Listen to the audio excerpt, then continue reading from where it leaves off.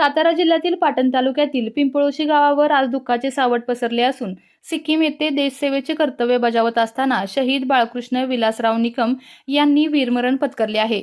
तब्बल 23 वर्ष भारतीय सैन्यात सेवा बजावत त्यांनी मातृभूमीसाठी सर्वोच्च बलिदान दिले। या दुःखद बातमीची माहिती मिळताच पिंपळोशी गावासह संपूर्ण पाटण तालुका शोकसागरात बुडाला। व्हॉट्सअप आणि सोशल मीडियाच्या माध्यमातून ही बातमी क्षणात पसरली आणि गावकऱ्यांनी शहीद निकम यांच्या घराकडे धाव घेतली।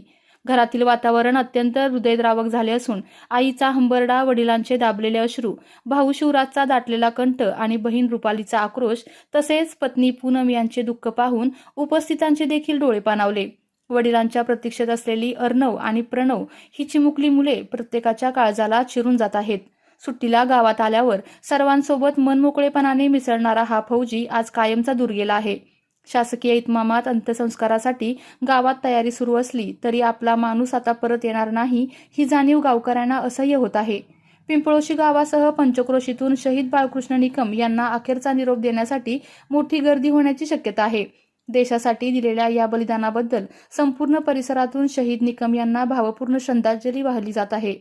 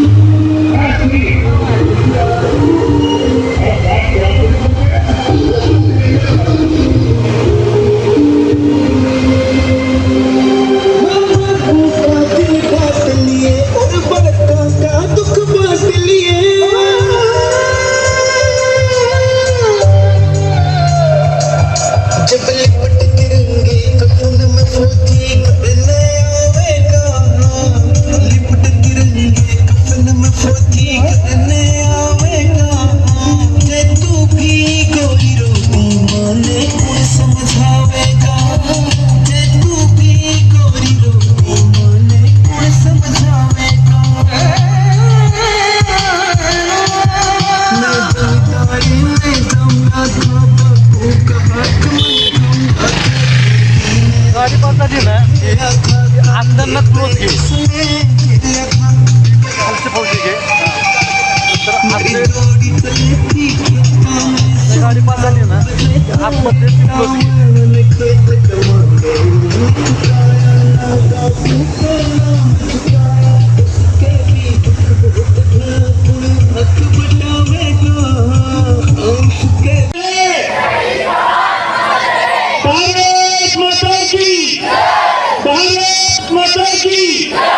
भारत माता की जय जवान जय जवान।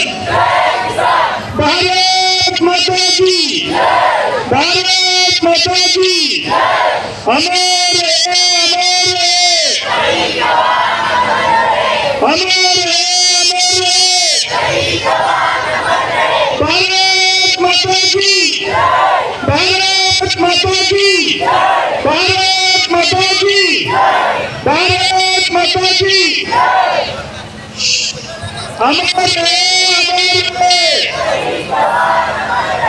अमर है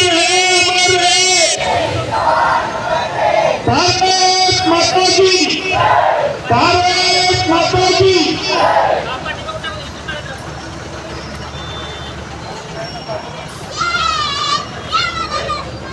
सर्वांनी सुट्टीमध्ये या आपण शहीद धर्माच्या भारतीय देवाच्या दर्शनासाठी आपण सर्व आलेला आपण कृष्णा शहीद जवानांना आपण करायचं।